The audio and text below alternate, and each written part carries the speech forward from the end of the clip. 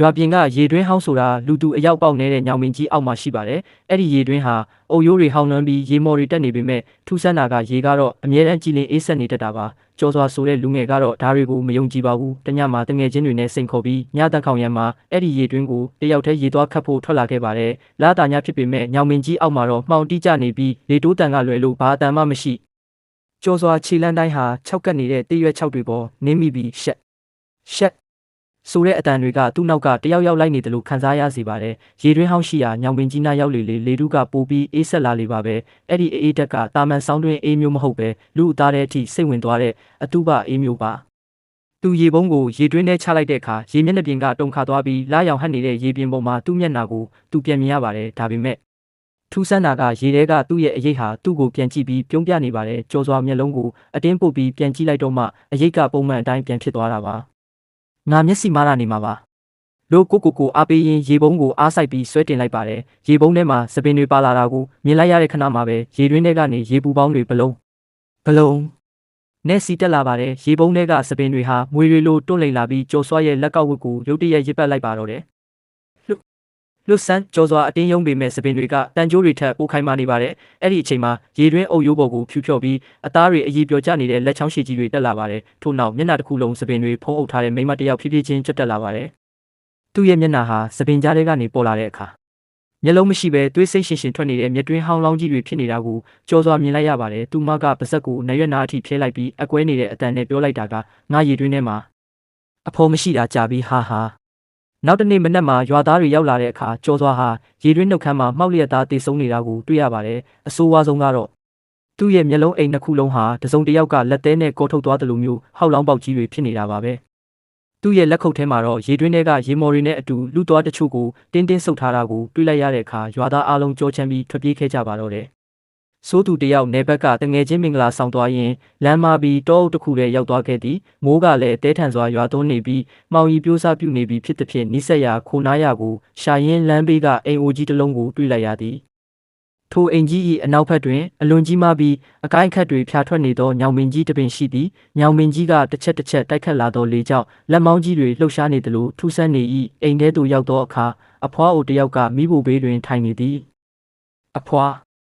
ဒီညမိုးခုပါရစေဦးဟုစိုးသူကခွင့်တောင်းသည်အဖွားအိုကခေါင်းမဖော်ပဲနေပေါ့ဒါပေမဲ့ညတစ်ခေါက်မှာအနောက်ကညောင်ပင်စီကဘသူခေါ်အပြင်မထွက်နဲ့ဟုအကွဲသောအတန်ဖြင့်တတိပေးသည်ညတစ်ခေါက်ရောက်သောအခါစိုးသူအိပ်ပျော်နေရင်းမှသူ့နာမည်ကိုခေါ်နေသောအတန်ကြောင့်နိုးလာသည်စိုးသူ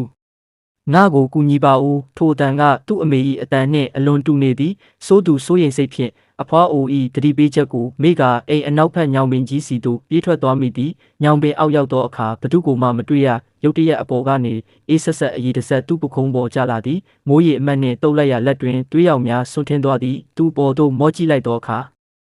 ညောင်ပင်အကိုင်းခတ်တွေကြားထဲမှာလူသေးအလောင်းတွေအများကြီးကိုတကိုင်းတွေကနွယ်ပင်တွေလိုရစ်ပတ်ထားသည်ကိုတွေ့လိုက်ရသည်ထိုထဲတွင်ခုနကအိမ်ထဲတွင်တွေ့ခဲ့သောအဖွားအို၏အလောင်းကလည်းတစ်ကိုင်းတစ်ခုတွင်တွဲလောင်းကျနေပြီးသူ့ကိုကြည့်ကမျက်လုံးမရှိသောမျက်ကွင်းအဟောင်းသားကြီးဖြင့်ပြုံးပြနေသည်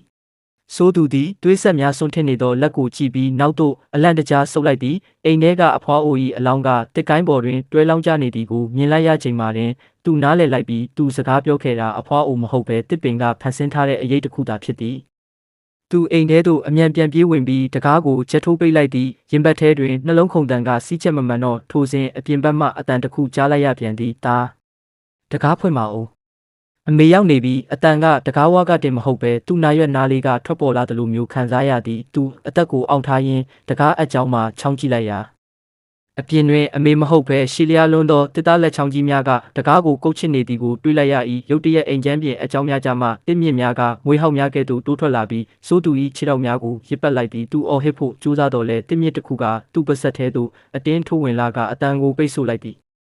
နောက်တနေ့မနက်တွင်မိုးလင်းသွားသည့်နေရောင်ခြည်ကတစ်ပင်ကြီးပေါ်သို့ကြာရောက်နေသည့်လမ်းမလာသောနောက်ထပ်ခရီးသည်တဦးသည်ထိုအိမ်အိုကြီးကိုတွေ့သဖြင့်ဝင်လာခဲ့သည်အဖိုးဒီမှာခဏနားလို့ရမလားမိဖို့ဘေးတွင်ထိုင်နေသောလူအိုကြီးကခေါင်းကိုငုံထားရင်း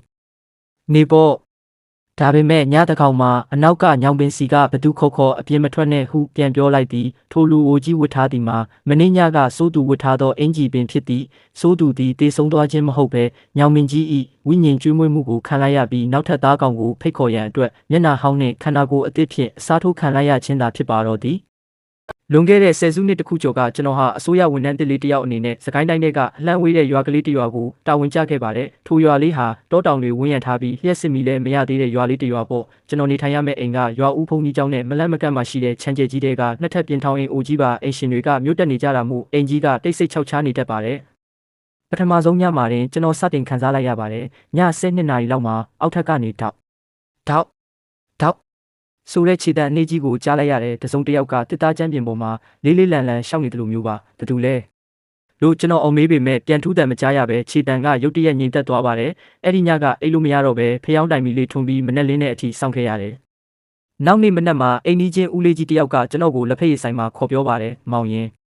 ညဘက်ဘသူလာခေါ်ထူးမကြည့်နဲ့တော့အဲ့ဒီအိမ်ကအရင်ကအိမ်ရှင်မကြီးဆုံးသွားတာမကြသေးဘူးသူကသူ့အိမ်ကိုတိတ်ခင်တွေ့တာဗျကျွန်တော်လဲစိတ်ထဲမှာတော့ကြောက်ပေမဲ့လူငယ်ပြီးဟုတ်ခဲ့ပါလို့ပဲခေါင်းငင်းခဲ့မိတယ်ဒါပေမဲ့တကယ်ဖြစ်ရက်ကအဲ့ဒီညမှာစတာပါညနေတနာရီလောက်မှာအိမ်ရှိကနေမောင်ရင်ဆိုတဲ့ခေါ်တန်ခက်အုပ်လေးကိုကြားလိုက်ရတယ်အတန်ကအရန်အေးဆက်ပြီးလေတိုးတန်လိုဘာလိုနဲ့ပါကျွန်တော်တတိလက်လွတ်နဲ့သတင်းပေါက်ကနေငုံကြည့်လိုက်မိတယ်လာပြညမှုလာရောက်အောက်မှာအင်းရှိကတရက်ပင်အောက်မှာရက်နေတဲ့အမျိုးသမီးတယောက်ကိုတွေ့လိုက်ရတယ်သူကအဖြူရောင်ရင်ဖုံးအင်ဂျီနဲ့တပေနက်ကိုဝတ်ထားတယ်ထူးခြားတာကသူ့မှာမျက်နှာမပါဘူးပြောင်ချောနေတဲ့မျက်နှာပြင်ကြီးနဲ့ကျွန်တော်ကိုမောကြည့်နေတာပါကျွန်တော်ကြောက်လန့်တကြားနဲ့ဆောင်းကြုံနဲ့ဝင်အောင်နေလိုက်တာတကူလုံးတုံရင်နေခဲ့ပါတယ်နောက်ရက်မှာတော့ကျွန်တော်အဲ့ဒီအိမ်ကနေချက်ချင်းပြောင်းဖို့စီစဉ်ပါတော့တယ်ရွာဦးကျောင်းကဆရာတော်စီတွားရောက်လျှောက်ထားတော့မှသိရတာကအဲ့ဒီအိမ်ရှင်မကြီးဟာကွယ်လွန်ခါနီးမှာမျက်စိကွယ်ပြီးမျက်နှာတစ်ခုလုံးပိန်ချောင်သွားခဲ့တာကြောင့်အခုလိုပုံစံမျိုးနဲ့မကျွတ်မလွတ်ပဲကြံခဲ့တာလို့ဆိုပါတယ်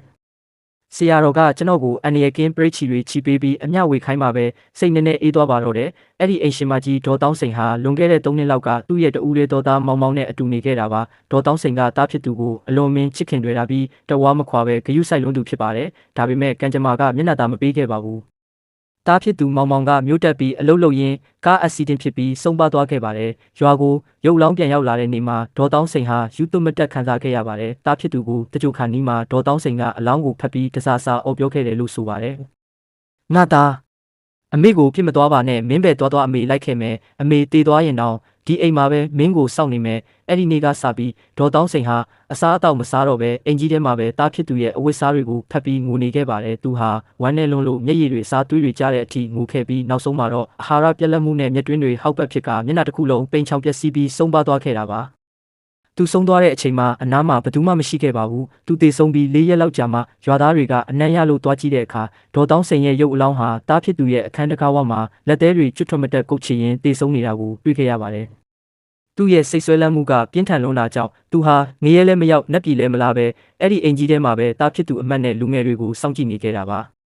ကျွန်တော်ကအဲ့ဒီအိမ်ကိုစရောက်တဲ့နေ့မှာမောင်ဝစ်လေးရှိတဲ့အချင်းအယောင်နဲ့စင်တူတာကိုဝတ်ထားမိလို့ဒေါ်တောင်းစိန်ကကျွန်တော်ကိုသူ့သားအမတ်နဲ့ခေါ်နေတာလို့ဆိုပါတယ်အခုဆိုရင်အဲ့ဒီအိမ်ကြီးကိုဘယ်သူမှမနေရကြတော့ပဲခြုံနေပိတ်ပေါင်းတွေကြားမှာဟောင်းလောင်းကြီးကြံရစ်နေပါတော့တယ်ဒါပေမဲ့ရွာသားတွေကတော့လာပညာတိုင်းမှာအဲ့ဒီအိမ်ပေါ်ကနေမျိုးသမီးတယောက်ရဲ့ငါသား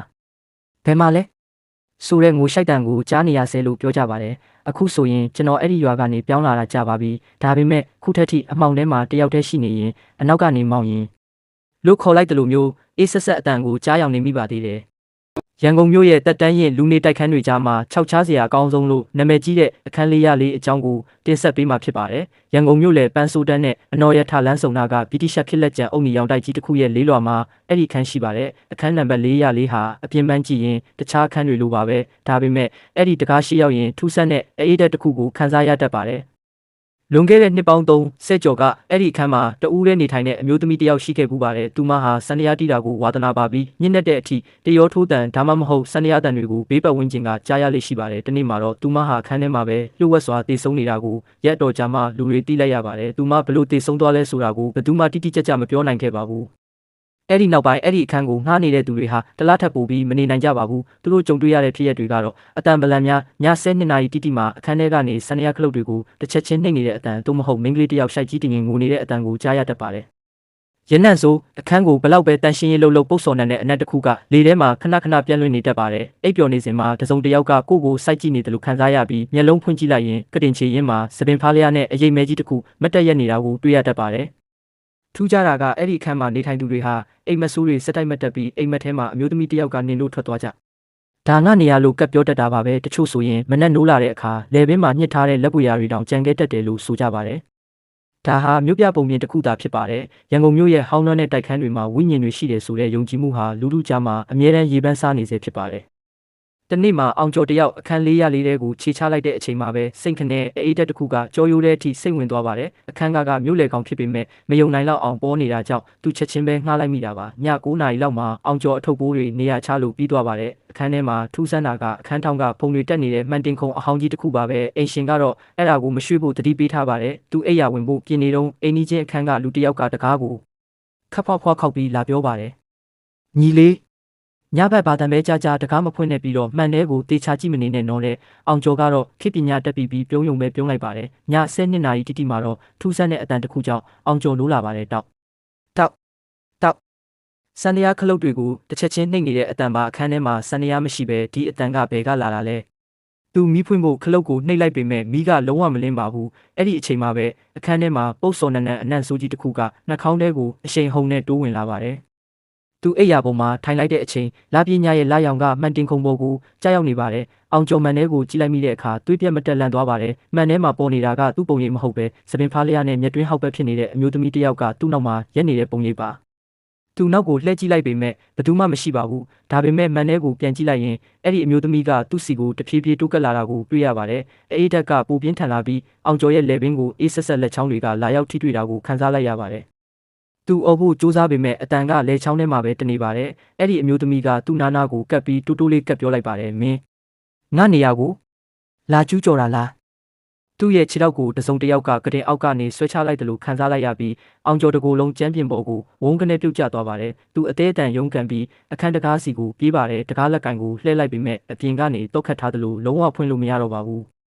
နောက်တနေ့မနက်မှာတော့အိမ်ရှင်ဖြစ်သူကအခန်းကိုလာဖွင့်တဲ့အခါအောင်ကျော်ဟာအခန်းထောက်မှာကွေးကွေးလေးတုံရင်ပြီးထိုင်နေတာကိုတွေ့ရပါတယ်သူ့ရဲ့လက်ပင်မှာတော့ညိုမဲနေတဲ့လက်ပွေရာ၅ခုထင်ထင်ရှားရှားကျန်ရစ်ခဲ့ပါတယ်အဲ့ဒီနေ့ကစပြီးအောင်ကျော်ဟာစကားကိုပုံမှန်မပြောနိုင်တော့သလိုအခန်းလေးရဲ့တကားကိုလည်းဘယ်သူမှပြန်မဖွင့်ရအောင်တန်ကြိုးတွေနဲ့ခတ်ထားလိုက်ပါတော့တယ်ဒါပေမဲ့အခုထိညစ်နေတဲ့အခါပန်းဆိုတန်လမ်းမပေါ်ကနေအဲ့ဒီတိုက်ကိုမော့ကြည့်ရင်လေးလွာကအခန်းလေးရဲ့ပြတင်းပေါက်မှာအမြကိုသမီးတယောက်ရက်ကြည့်နေတာကိုမြင်ရတော့မဲလို့ဆိုကြပါတယ်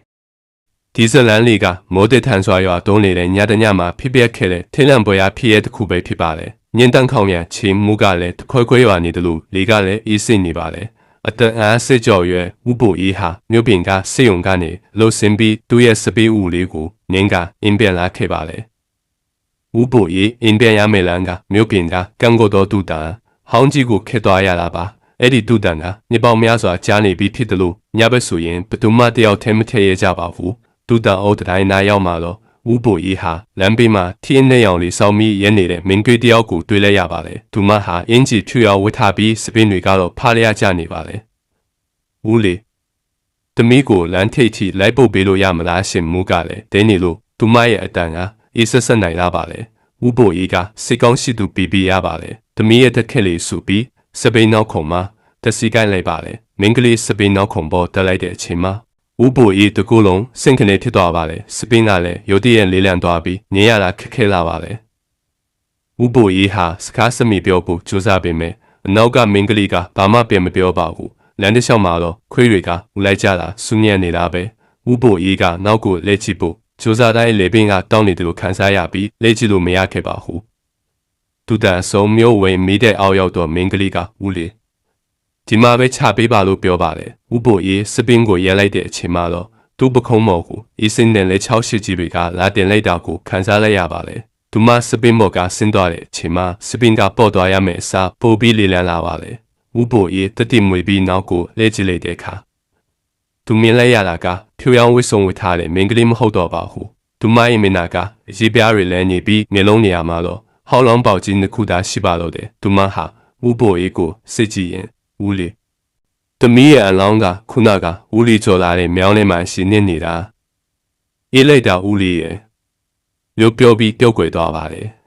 ဥပိုအေးဟာထင်းလန့်တကြားနဲ့အင်းကိုအ တင်းနှင်းပြန်လာခဲ့ပေမဲ့အိမ်ရောက်တဲ့အခါမှာတော့သူ့ရဲ့စပင်းနောက်ခုံမှာမိန်းကလေးရဲ့အနက်ရောင်ထီလေးကျန်နေခဲ့တာကိုတွေ့လိုက်ရပါတယ်ထူဆန်းတာကအဲ့ဒီထီလေးဟာမိုးရေတွေစူးမနေပဲတွေးလို့အညီအောင်အရေးတွေဆင်းထွင်နေရပါပဲ